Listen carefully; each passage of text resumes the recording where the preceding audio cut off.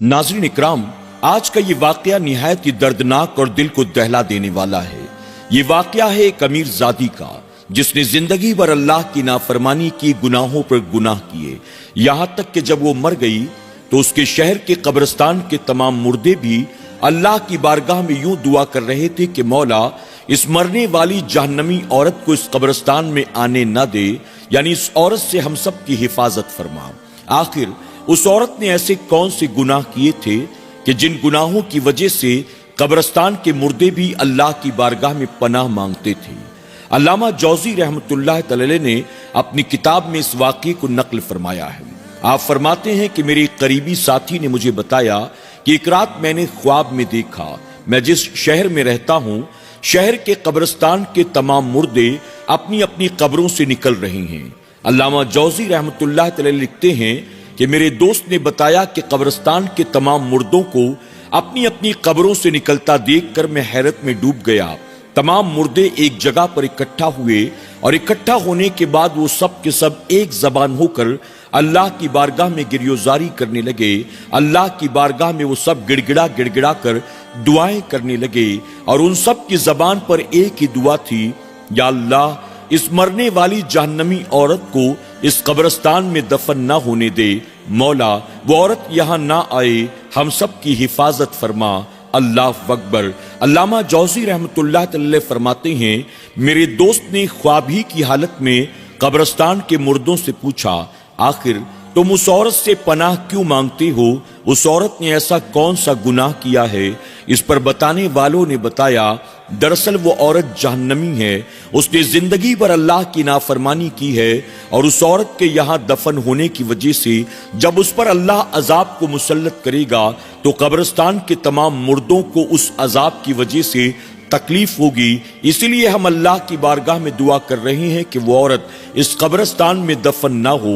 अल्लामा जौज़ी रहमतुल्लाह तआला फरमाते हैं, इसी सवाल और जवाब के दरमियान मेरे दोस्त की आंख खुल गई। जब आंख खुली तो उनके दिल में जुस्तजू पैदा हुई, आखिर वो औरत कौन है, कहाँ की रहने वाली है, उसने ऐसे कौन से जराइम किए हैं, इसके बारे में पता करना चाहिए।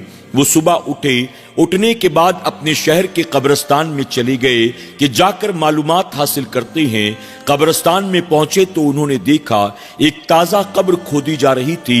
कब्र खोदने वालों को उन्होंने सलाम किया और सलाम करके सवाल किया कि बताओ, ये कब्र तुम किसके लिए खोदते हो? उन्होंने बताया, फला अमीर आदमी की बीवी का इंतकाल हो गया है, हम उसी की खातिर इस कब्र को तैयार कर रहे हैं। अल्लामा जौज़ी रहमतुल्लाह तआला फरमाते हैं, मेरे दोस्त ने कब्र खोदने वालों को पूरा ख्वाब सुना दिया और कहा, इस कब्रिस्तान के मुर्दे ये नहीं चाहते हैं कि उस गुनाहगार औरत को इस कब्रिस्तान में दफन किया जाए। इस कब्रिस्तान के मुर्दे अल्लाह की बारगाह में रो रो कर दुआएं कर रहे थे, लिहाजा किसी तरह से तुम उन्हें टाल दो और इस कब्रिस्तान में उस औरत को दफन ना होने दो। आप फरमाते हैं कि जब मेरे दोस्त ने अपना ख्वाब कब्र खोदने वालों को बताया तो वो भी खौफे खुदा की बुनियाद लरस गए और उन्होंने कहा, अब उस औरत को हम इस कब्रिस्तान में दफन नहीं होने देंगे। थोड़ी देर के बाद चंद लोग आए, उन्होंने आकर पूछा कि क्या कब्र तैयार हो गई है, हम मैयत को लेकर आएं। इस पर कब्र खोदने वालों ने कहा, उस औरत को इस कब्रिस्तान में दफन करना मुश्किल है, उसकी वजह कि हम जहां भी कब्र खोदते हैं नीचे से कीचड़ और पानी निकलता है, ऐसे में मैयत को दफन करना मुनासिब नहीं है। तुम एक काम करो, किसी और कब्रिस्तान में लेकर चले जाओ। अल्लामा जौज़ी रहमतुल्लाह तआला फरमाते हैं, वो लोग वहां से अगले कब्रिस्तान की तरफ बढ़ गए और मेरे दोस्त ने भी उनका पीछा करना शुरू कर दिया ताकि पूरे मामले की तह तक वो पहुंच सके। पीछा करते करते वो शहर के दूसरे कब्रिस्तान में दाखिल हुए। उस कब्रिस्तान वालों को भी ख्वाब के बारे में किसी तरह से पता चल गया था। उन लोगों ने भी उस औरत को उस कब्रिस्तान में दफन करने से मना कर दिया, यानी बात को उन्होंने टाल दिया। आखिरकार मजबूरन वो लोग शहर के तीसरे कब्रिस्तान में दाखिल हुए। वहां के लोग इन्हें जानते पहचानते नहीं थे, ना ही ख्वाब के बारे में उन्हें कुछ मालूम था। वो लोग उस औरत को कब्रिस्तान में दफन करने के लिए तैयार हो गए। अब कब्र तैयार की जाने लगी। अल्लामा जौज़ी रहमतुल्लाह तआला फरमाते हैं, मेरे दोस्त इंतजार में बैठ गए कि जब मैयत आएगी तो साथ आने वालों से उस औरत के बारे में पता करूंगा, उस औरत ने ऐसे कौन से भला गुनाह किए थे जिसकी वजह से कब्रिस्तान के मुर्दे भी अल्लाह की पनाह मांगते हैं। अल्लाह अकबर। फरमाते हैं कि थोड़ी देर के बाद हटो बचो के नारे लगने लगे। मैंने पलट कर देखा, सैकड़ों की भीड़ के साथ वो मैयत कब्रिस्तान की तरफ चली आ रही थी। मैयत आई, जनाजा आया, आगे से हटो ये कहते हुए लोग मैयत को लेकर कब्रिस्तान में दाखिल हुए। कब्र के करीब ले जाकर मैयत को उतारा गया।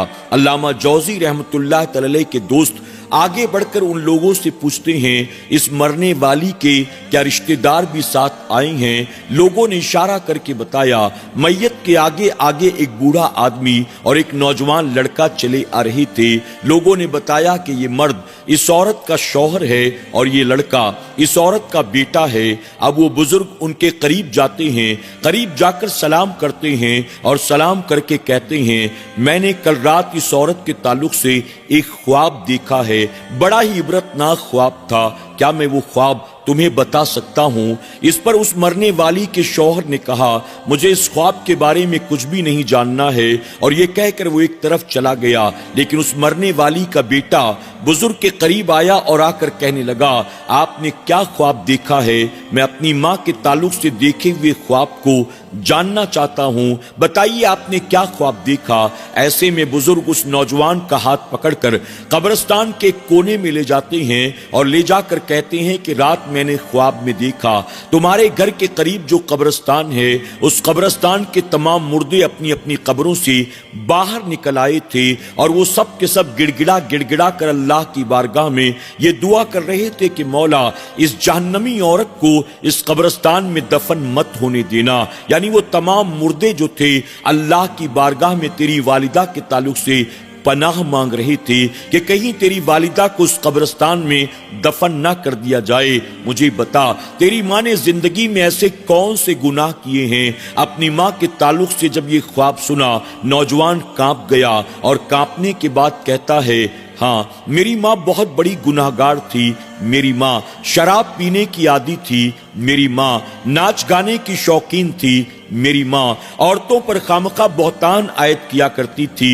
लेकिन फिर भी मुझे ताज्जुब है, मेरी माँ के गुनाह इतने ज्यादा संगीन तो नहीं थे कि कब्रिस्तान के मुर्दे भी अल्लाह की बारगाह में पनाह मांगे। अल्लाह अकबर। इस पर वो बुजुर्ग कहते हैं कि तेरी माँ ने शायद कोई और भी गुनाह किया होगा, क्या तुझे उसके किसी और गुनाह के बारे में नहीं मालूम है? ऐसे में वो नौजवान कहने लगा, मैंने जो कुछ अपनी आंखों से देखा मैंने बता दिया। अलबत्ता हमारे घर में एक खादिमा मौजूद है जिसकी उम्र बहुत ज्यादा है और उसने शुरू ही से मेरी वालिदा को पाला भी है, संभाला भी है। वो मेरी माँ के तमाम राज जानती है। हो सकता है कि वो मेरी माँ के किसी ऐसे गुनाह को जानती हो जिसके बारे में हमें पता ना हो, और उसी गुनाह की वजह से मुमकिन है कि कब्रिस्तान के मुर्दे अल्लाह की बारगाह में पनाह मांगते थे। वो नौजवान बुजुर्ग को अपने साथ लेकर अपने घर जाता है और उस बूढ़ी खादिमा के पास ले जाकर कहता है, इन्होंने कल रात मेरी माँ के ताल्लुक से ऐसा ऐसा ख्वाब देखा है। मेरी माँ शराब पीती थी, नाच गाने की शौकीन थी, औरतों पर इल्जाम आयद किया करती थी। इसके बारे में तो मैं जानता हूँ, लेकिन ये गुनाह इतने बड़े नहीं है कि जिसकी वजह से कब्रिस्तान के मुर्दे भी अल्लाह की बारगाह में पनाह मांगे।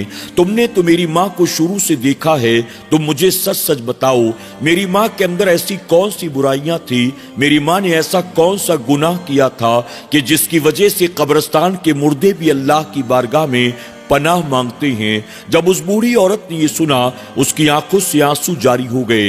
वो रोते रोते कहती है कि बेटा, मैंने तो उन तमाम गुनाहों से तौबा कर ली और मैंने सोचा कि शायद तुम्हारी माँ ने भी तौबा कर ली होगी, लेकिन हो सकता है कि उसने तौबा नहीं की। इस वजह से कब्रिस्तान के मुर्दे अल्लाह की बारगाह में पनाह मांगते थे।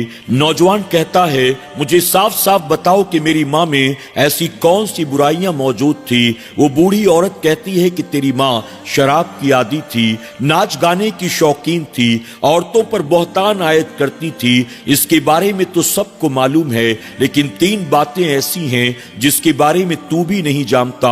अगर तू कहे तो मैं तुझे बता दूं। इस पर वो नौजवान कहता है कि हाँ, मुझे जरूर बताओ कि आखिर मेरी माँ के अंदर वो 3 कौन सी बुराइयां थी। इस पर वो बूढ़ी औरत कहती है, तेरी माँ अव्वल दर्जे की बदकार औरत थी। तेरी माँ के पास रोजाना 2 अजनबी नौजवान आया करते थे। तेरा बाप दिन भर बाजार में कारोबार में और मालो दौलत कमाने में लगा रहता था, और तेरे बाप की गैर मौजूदगी में तेरी माँ मुख्तलिफ मर्दों के साथ नाजायज ताल्लुकात कायम किया करती थी। यहाँ तक कि जब तू जवान हो गया तो एक दिन तेरी माँ ने मुझसे ये कहा, मैं अपने बेटे के साथ बदकारी करना चाहती हूँ। मुझे शौक पैदा हुआ है अपने जवान बेटे के साथ मैं बदकारी करूं। वो खादिमा रोते रोते कहती है, जब मैंने ये सुना तो मैं कांप गई। मैंने कहा, अपने बेटे को तो बख्श दे, कम से कम उसे तो बुरी नजर से न देख, उसकी जिंदगी तो बर्बाद न कर। तूने जो कुछ करना था कर लिया। अल्लाह की बारगाह में तौबा करने के बदले तू अपने बेटे पर बुरी नजर डालती है।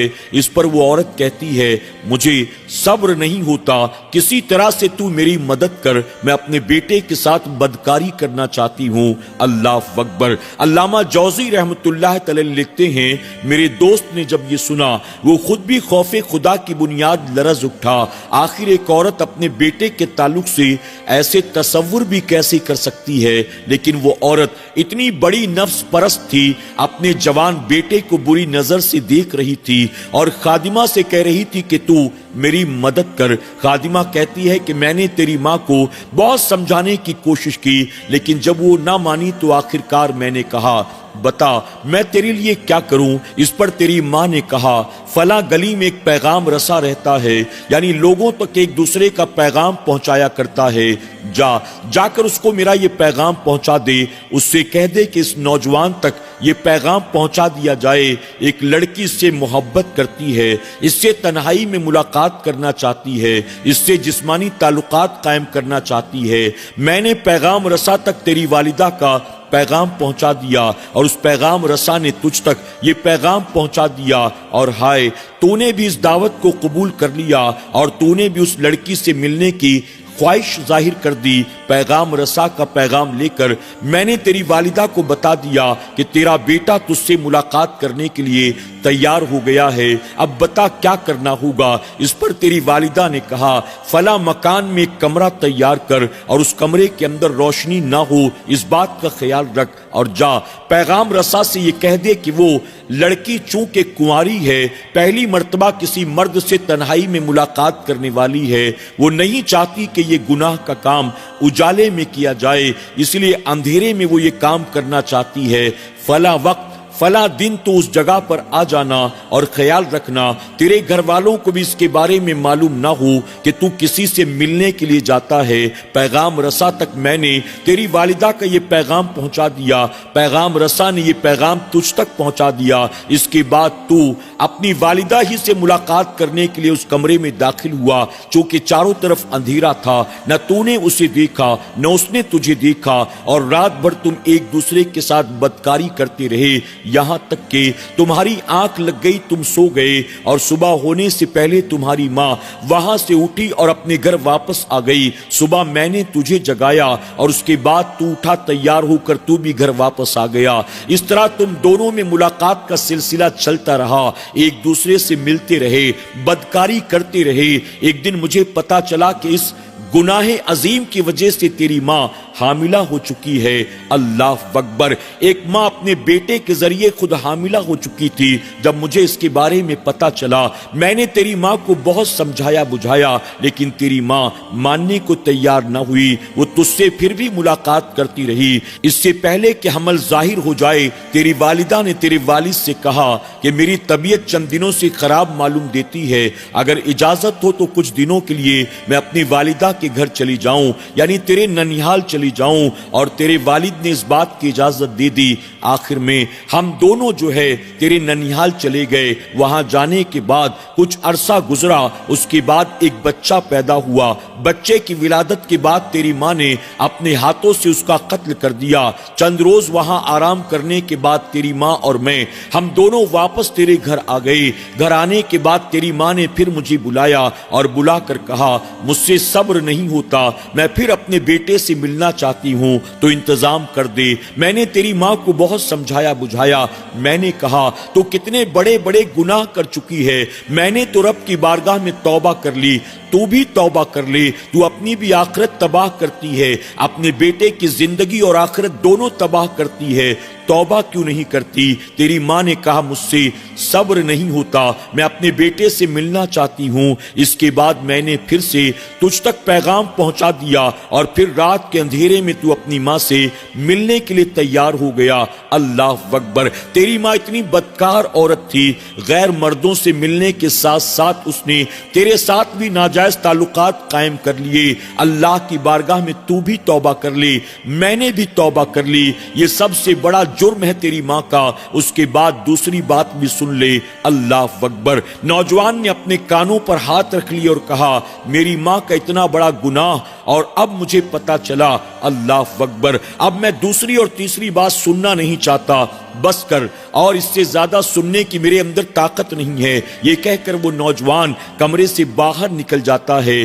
بزرگ کہتے ہیں میرے دل میں جستجو پیدا ہوئی کہ کاش وہ نوجوان اپنی ماں کے تعلق سے یہ پوچھتا کہ دوسری بات کیا ہے وہ بھی بتا، تیسری بات کیا ہے وہ بھی بتا، لیکن نوجوان تاب نہ لا سکا، کمرے سے باہر چلا گیا اور وہ خادمہ بھی کمرے میں بیٹھی زاروں قطار روتی رہی، رب کی بارگاہ میں توبہ استغفار کرتی رہی۔ علامہ جوزی رحمت اللہ تعالی علیہ لکھتے ہیں کہ اس عورت کے انہی گناہوں کی وجہ سے قبرستان کے مردے اللہ کی بارگاہ میں پناہ مانگ رہے تھے کہ مولا اس جہنمی عورت کو اس قبرستان میں دفن نہ ہونے دینا، کہیں اس کے عذاب کی وجہ سے اس قبرستان کے مردے بھی پریشان نہ ہو جائیں۔ اللہ اکبر! ناظرین اکرام، آپ ذرا دیکھیں کہ زنا کتنا بڑا گناہ ہے، اور اس کے بعد کوئی ماں اپنے بیٹے کے ساتھ اگر یہی کام کرے اور اس کے بعد بیٹے کے ناجائز بچے کو اپنے ہاتھوں سے قتل کرے، کتنے بڑے بڑے جرائم اس عورت نے انجام دیے تھے کہ قبرستان کے مردے بھی اللہ کی بارگاہ میں پناہ مانگ رہی تھی۔ پھر اس عورت کو جب قبر میں دفن کیا گیا ہوگا تو اس کا انجام کیا ہوا ہوگا، آپ اس کا تصور کر سکتے ہیں۔ اپنے آپ کو زنا سے، حرام کاری سے، بدکاری سے ہمیشہ ہمیشہ بچانے کی کوشش کریں۔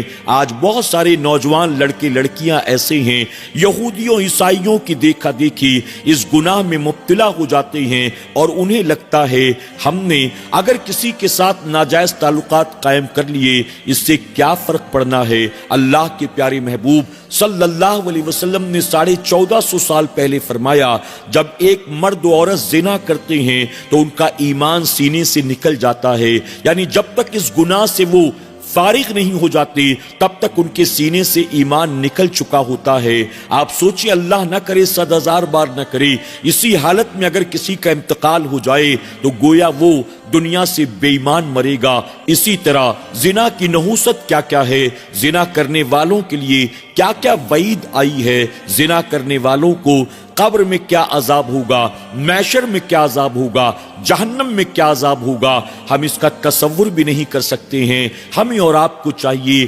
اللہ کی پناہ مانگتی رہیں ایسی گناہوں سے۔ اللہ تبارک تعالیٰ قوم مسلم کے نوجوان بچے بچیوں کو اس گناہ سے بچنے کی توفیق عطا فرمائے، اور جو لوگ اس گناہ میں نفس کی شرارتوں کی بنیاد، شیطانی وسوسات کی بنیاد مبتلا ہو چکے ہیں، اللہ انہیں بھی موت آنے سے پہلے سچی توبہ کی توفیق عطا فرمائے۔ شریعت نے جن جن چیزوں کو حرام و ناجائز قرار دے دیا ہے، اللہ ہمیں ان تمام حرام و ناجائز چیزوں سے بچنے کی توفیق عطا کرے۔ آمین یا رب العالمین۔